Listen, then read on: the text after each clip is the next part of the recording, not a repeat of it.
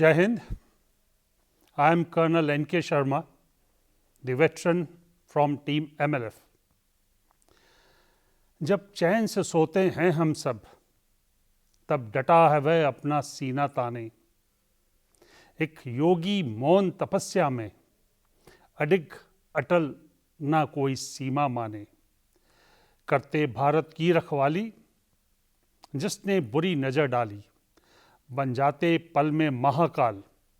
तन मन इनका इतना विशाल, रक्षा में रघुनंदन, वीरों का है दिल से अभिनंदन, वीरों का है दिल से अभिनंदन.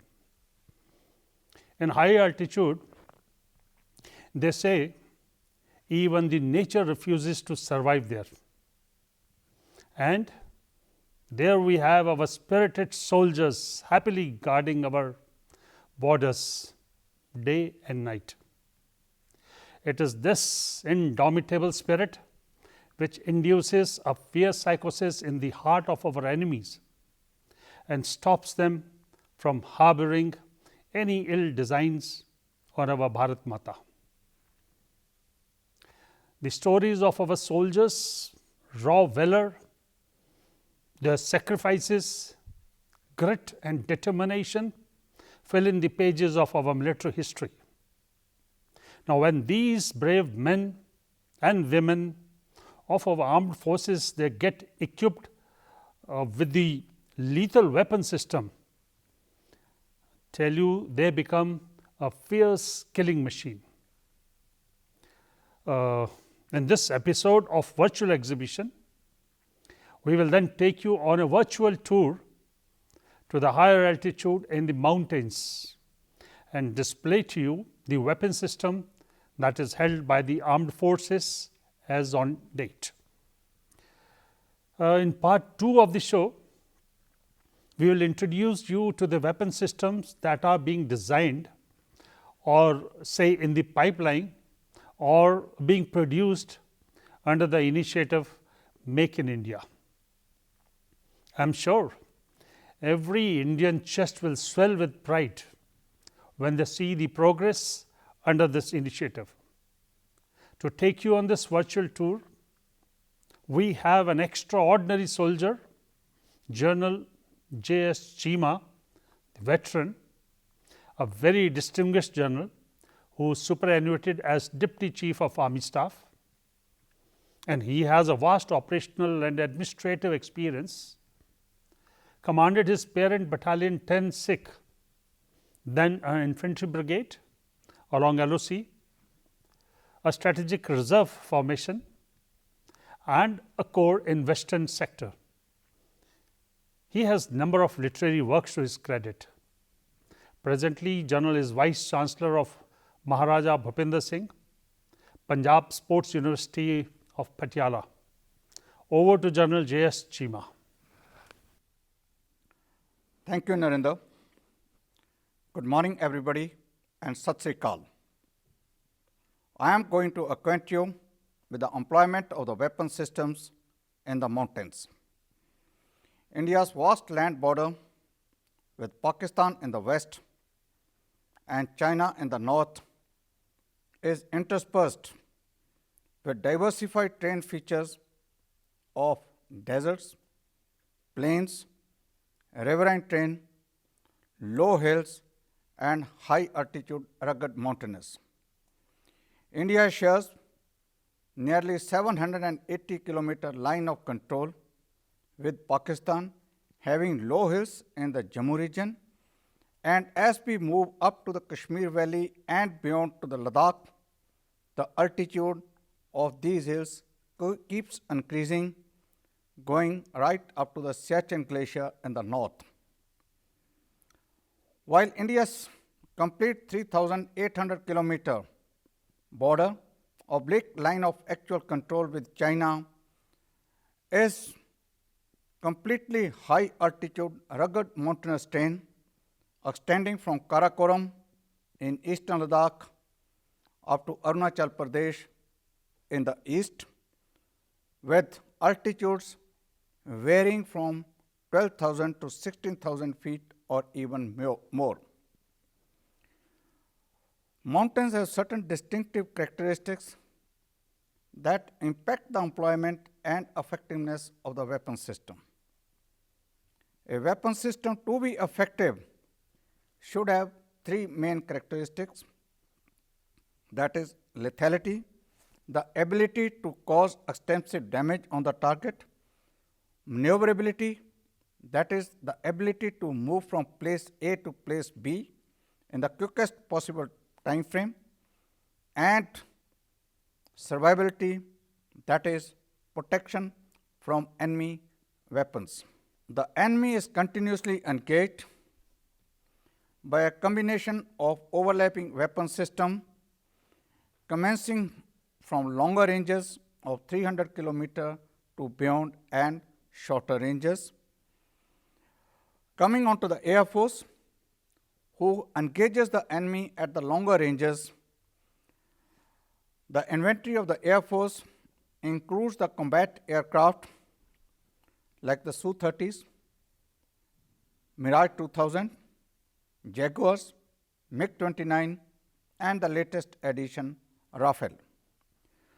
Rafale is a multi-role combat supersonic aircraft with superb maneuverability, having been equipped with number of air-to-air and air-to-ground missile systems. It is in the process of being imported from France. It is equipped with Mika and the Meteor air-to-air beyond visual range missile system with a range of 80 and 100 km respectively. It is also equipped with air-to-ground precision guided missile Hammer, which has got a range of 50 km. The Rafale is also equipped with laser guided bombs whose warheads, the weight of the warheads vary from 500 to 2000 pounds. The aircraft has a multi-directional radar system that can detect up to 40 targets at the same time up to a range of 100 km, and that this aircraft can take off from high altitude air bases like Leh, makes it a versatile and potent weapon system with the Indian Air Force. All the other aircrafts, that is the Su-30s, Mirage, Jaguars, they are all equipped with similar air-to-air, air-to-ground, and laser-guided weapon system. As far as the Jaguar is concerned, Jaguar is being modified to be equipped to carry air-launched BrahMos cruise missile system, which has got a range of 300 km. As far as the drones are concerned,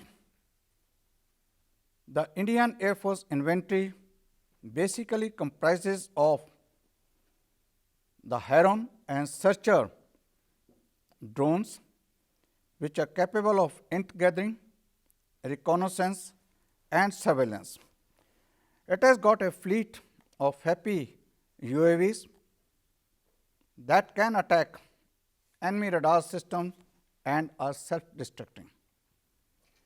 With this, I now shifted to the Army, and within the Army, it is the artillery which engages the enemy targets up to a range of 300 km, and for that, the weapon system is the BrahMos air cruise missile system, which is being developed indigenously by the DRDO in conjunction with Russia. We have got three types of rockets, that is the Smarch, Pinaka, and the Grads. The Smarch is not suitable for employment in the weapons. It is the Pinaka and the Grads having a range of 40 kilometers, which can be used very effectively against targets in the open and other soft-skinned vehicles. Pinaka, with a range of 40 km, can fire up to 12 multi-barrel rocket launchers in less than a minute, and that increases its effectiveness and lethality in the mountains. As far as the guns and the howitzers are concerned, the 155 mm Bofor guns, whose range in the plains is 27 kilometers, but increases to 42 kilometers due to rarefied atmosphere in the mountains.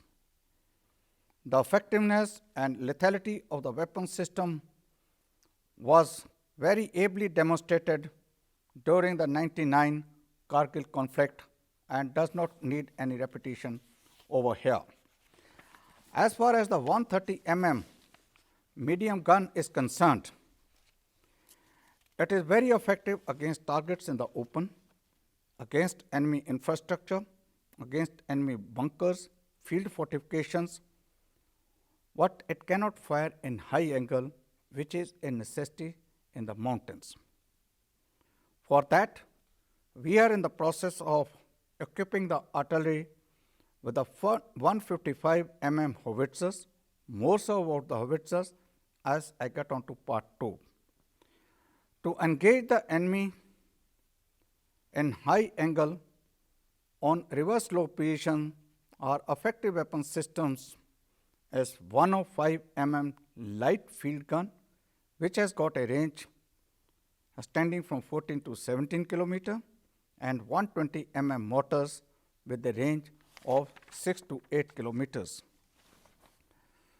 To control this artillery fire of numerous weapon systems firing at the same time, we have got a functional artillery command, control and communication ACS system, and it has been developed indigenously, known by the name of Shakti.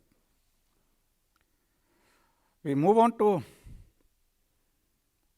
the Army Air Defense System, that is, which engages the enemy aircrafts at different ranges and at different altitudes.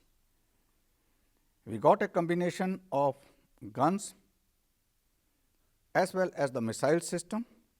The guns are the L-70 equipped with all-weather radar system, and the Zu-23 mm, which is a fair-weather gun system. The new weapon system which has been inducted into the air defense is the Akash missile system, which is a medium-range surface-to-air missile that can intercept enemy aircraft up to a range of 30 km, and it is the first indigenous AD missile system built within India, and the various other Indian companies, they are developing the other systems of the Akash, like the PDL is engaged in developing the missiles, the BEL is developing the radars. With this, we move on to infantry. As we get closer, both in offense as well as in defense operations of war, the enemy is engaged by the infantry, mainly by the direct firing weapons, which has got a flat trajectory, but it has also got indirect firing weapon systems like the 81 mm mortars, which are very effective in the mountains, having a range up to 5.4 km, firing various types of ammunition like the high explosive, like the smoke, eliminating, and other types. But as we get closer, we got a combination of other weapon system, mainly the direct firing weapon system, where the enemy is engaged up to 2 kilometers, and the weapon systems available with the Indian infantry are the medium machine guns, the anti-tank guided missile systems, the automatic grenade launchers, the assault rifles, the sniper rifles, the 84 rocket launchers, and the anti-material rifles. Up to ranges of 400 meter, we have got the grenade launchers that comprises of the medium, the multi-grenade launchers, then the under-barrel grenade launchers, 51 mortars, and multi-mode hand grenades, and ultimately closer to we have got the anti-personnel mines which are laid closer to the defenses, and the attacking infantry has also to encounter the enemy mines as well. Coming on to the armor, that is the tanks is basically a weapon of the plains and the deserts, but it can be very effectively employed in the vast and open terrain of eastern Ladakh as well as Sikkim. And for that, the Indian Army has got adequate number of tanks as well as the APCs in these areas. We have got the T-90 tanks which have been inducted recently, and in combined with APCs as well as the infantry anti-tank guided missiles, they are potent and versatile enough to ward off enemy mechanized threat in the mountains. With this, I move on to part 2, which basically covers the futuristic weapon systems which are being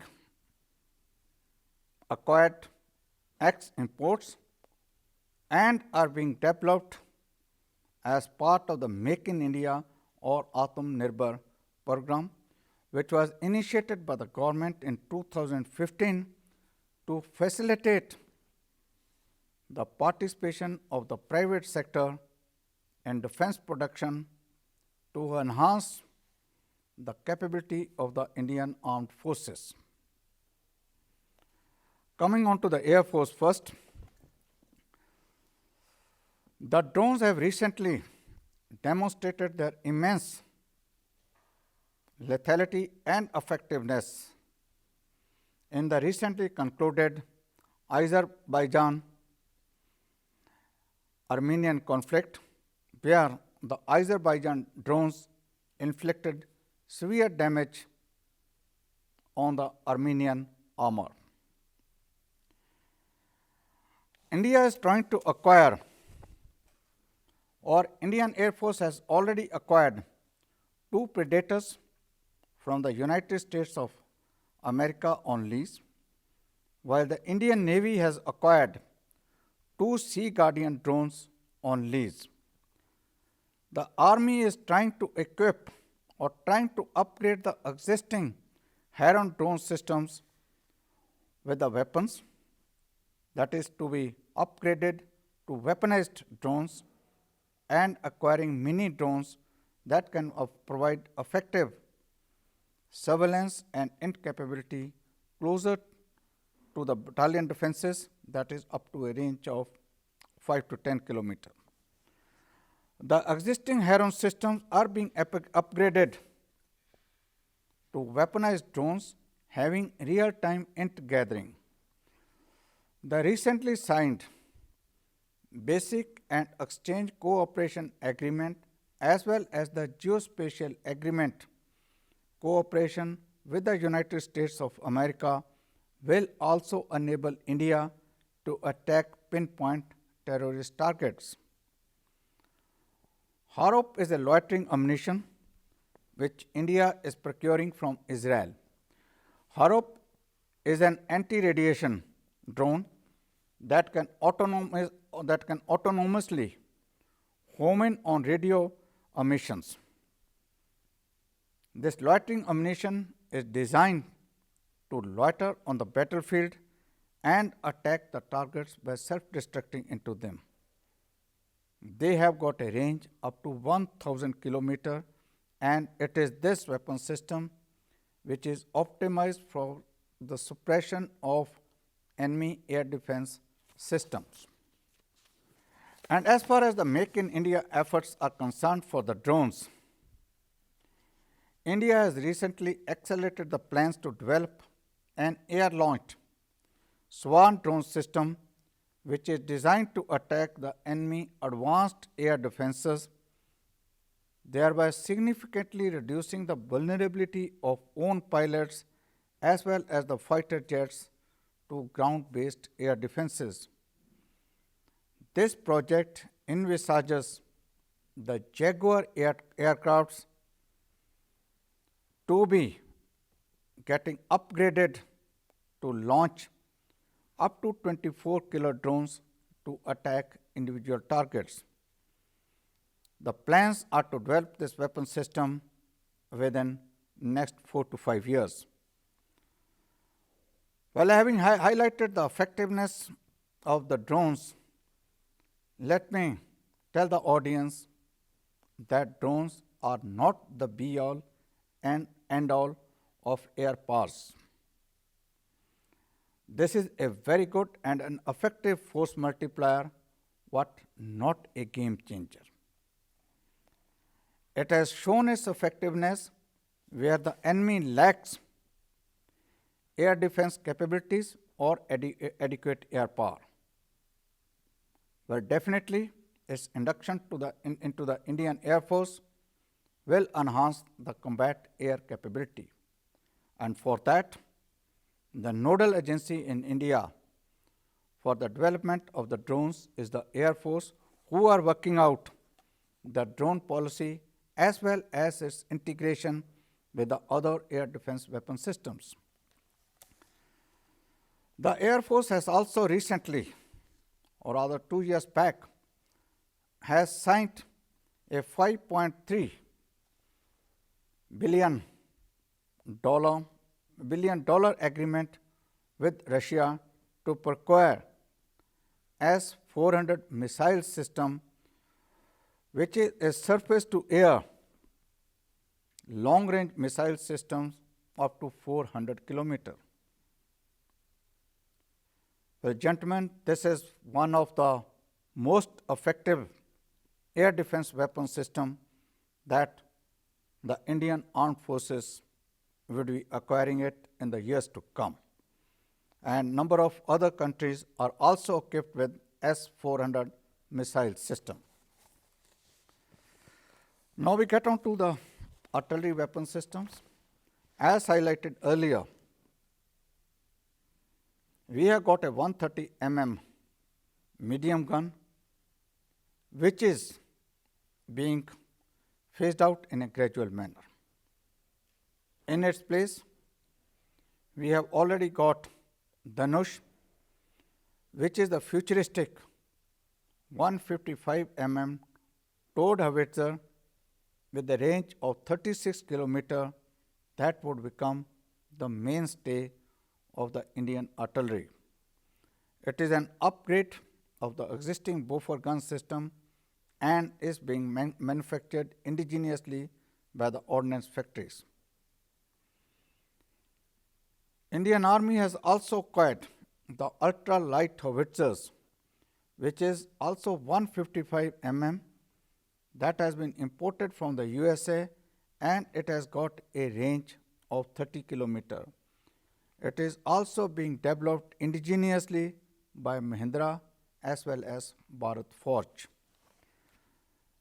The next in the line is Advanced Towed Artillery Gun System, also known as ATAG, which is a 155 mm gun system being developed by the DRDO and manufactured by Bharat Forge. It has got an effective range of 40 kilometers, which with the base bleed ammunition can also be enhanced to 48 km.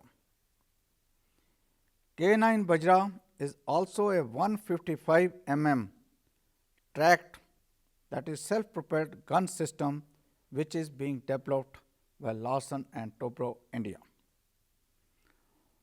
Sarang is a project which is upgrading the existing fleet of 130 mm guns to 155 mm gun, with which the existing range of 27 km will be enhanced to 36 km, and in the mountains it may well go up to 46-48 km of the Sarang weapon system. And as far as the ammunition is concerned, we are lacking in the precision guided ammunition, for which India acquired last year 155 mm Excalibur ammunition, and we need to develop the search and destroy armor. Coming on to the infantry, also referred as the Kyun of the battlefield, the present 5.56 mm into 45 mm Insas rifle, it is being replaced by 7.62 into 51 mm 716 G2 standard rifle, which is being procured ex-import from the United States of America. This weapon system is meant for the infantry. For the non-infantry troops, India is going to develop indigenously 7.62 into 30 mm assault rifle through a joint Indian-Russian venture. It will be developed by the Ordnance Factory at Korba Ordnance Factory in Uttar Pradesh. The 7.62 mm LMG is being procured from Israel. And as far as the ammunition is concerned, till now the ammunition for the small arms was being developed only by the ordnance factories. The license has now been allotted to 7 private firms. Similarly, the multi-mode hand grenades are being developed indigenously by the private sector. Another requirement of the infantry, that is the night vision devices, to include the handheld thermal images, spotoscope with camera, passive night system for various small arms. All these are being developed indigenously by the Bell, the Tatas, Larsen and Toubro, and a new company, Tonpo. Now, as far as the futuristic requirement of the infantry is concerned, the requirement or the immediate and urgent requirement is the articulated all-terrain vehicle, particularly in the mountains in eastern Ladakh and Sikkim, to enhance the mobility of the troops where the terrain is suitable for the employment of these weapon systems. The present standoff in eastern Ladakh has underscored the importance of an all-terrain vehicle for which the infantry should be equipped. There are other vehicles, particularly the snow scooters, which are required to enhance mobility in the mountains. Basically, snow scooters are required for the logistic backup for the infantry, particularly in Siachen Glacier and other high altitude areas which get covered up with the snow. For the habitat and survivability, there is an urgent need to have a viable and sustainable habitat in place in eastern Ladakh that includes the fiberglass huts or the flexible and movable fiberglass huts of various sizes that can accommodate up to section or even up to platoon in the high altitude areas. We also require the Arctic tents, the mountain climbing equipment, and other equipment which could enhance the survivability of the troops in high altitude areas. Coming on to the engineers play a vital role in enhancing own mobility and impeding that of the enemy. That is, to impede the enemy mobility, we have got the missiles of correction, we have got the anti-personnel mines, and that anti-personnel mine Vishal has been developed by the DRDO and being manufactured by the private sector. The BEM is manufacturing the mine breaching equipment to enhance own mobility, while Ashok Leyland is manufacturing the mine protected vehicles. As far as the mechanized forces are concerned, you would have heard about FICV, that is the Future Infantry Combat Vehicle. It is a project to acquire more than 2,300 vehicles to replace the existing fleet of BMP-2s. This project unfortunately is not progressing that well and stuck up at various levels. Similarly, the Army Air Aviation, to replace the obsolete Cheetah and the Chetak fleet, an agreement was signed with Russia in 2015 to supply 200 Kamov light utility helicopters, but it is again stuck up in the technical evaluation stage. And what is an urgent need for the Indian Armed Forces is a 24/7 multi-layered surveillance capability that could integrate the various surveillance means that includes the aerial platforms, the electronic means, the SIGINT, the human end, and above all, a very, very closely integrated processing system that could process the raw information into actionable intelligence for the troops. With this, I come to the end of my presentation. Thank you very much for a patient hearing.